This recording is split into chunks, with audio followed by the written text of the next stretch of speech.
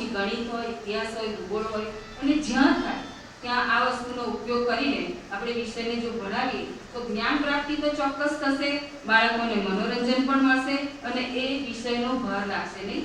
તો બીજું છે જે જ્ઞાન પ્રાપ્તિ, જે દાદા દાદી પણ વાર્તાઓ કહેતા હતા તો જ્ઞાન મળતું હતું.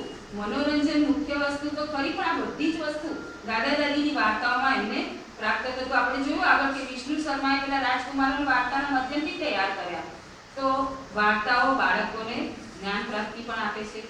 ત્રીજું છે કે કલ્પના શક્તિનો વિકાસ. આમ તો જોઈએ તો વાર્તા પોતે જ એક કલ્પનાનું ફળ છે. સાંભળનારની કલ્પના શક્તિનો આમાંથી વિકાસ થાય છે. જેમ કે કોઈ વૃક્ષ હોય, એની પર ફૂલો બેઠા હોય, બાળકે જુદા જુદા ફૂલો જોયા છે અને એ ફૂલોમાંથી એક નવા ફૂલની એક રચના કરે, ચિત્ર દોરે અને એની કલ્પનાનો વિકાસ કરે. એમ વાર્તાઓ સાંભળીને પણ બાળક કલ્પનામાં ખૂબ આ કલ્પના એટલે વાસ્તવિકતાની છે, ભ્રમણાની નહીં. તો કલ્પનાને આપણે એ રીતે જોવાની છે કે એ પોતાની કલ્પનાને પછી ભવિષ્યમાં સાકાર કરશે અને એ કોઈ ઊંચા ધ્યેય તરફ ચોક્કસ આગળ વધશે. પણ આ બાળપણમાં સાંભળેલી દાદા દાદીના ખજાનામાંથી જો વાર્તાઓ હશે તો એને દરેક ક્ષેત્રમાં જ્યાં જ્યાં લાગશે ત્યાં વસ્તુ એને યાદ આવશે અને એને પ્રેરણા મળશે. તો કલ્પના શક્તિનો વિકાસ વાર્તાઓ દ્વારા થાય છે. સૌથી મહત્વની બાબત હવે આવે છે કે ભાષા શુદ્ધિ.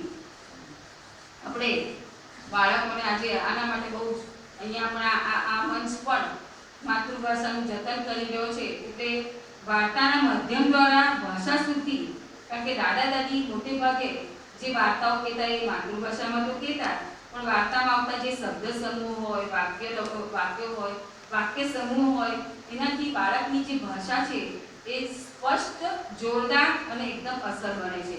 અને આ કલા દાદા દાદી પાસે હોય છે. તો શબ્દ ભંડોળ વધારવા માટે અને ભાષાનું ઉત્તમ પ્રકારનું શિક્ષણ આપવા માટે વાર્તાઓ કહેવાવી જોઈએ, વાર્તા કથન થવું જોઈએ અને એનાથી બાળકોનો જે શબ્દ ભંડોળ છે એ વધે છે અને એનામાં ભાષા શુદ્ધિ આવે છે. માતૃભાષાનું જતન. દાદા દાદી પોતાની માતૃભાષામાં જ વાત કરે અને એટલે એ રીતે જોઈએ તો માતૃભાષામાં વાર્તા કીધી હોય તો જ એનું જે હર્દ છે ત્યાં સુધી બાળક પહોંચી શકશે. એટલે દાદા દાદીની જે વાર્તાઓ હતી એ માતૃભાષામાંથી, તો માતૃભાષાનું જતન પણ આ દાદા દાદીની સોગાતમાં આ વાર્તાઓ દ્વારા થતું હતું.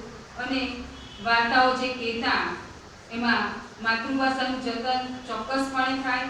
માતૃભાષાની જે પકડ છે, એના શબ્દોની જે અસરકારકતા છે એ આ વાર્તાના માધ્યમથી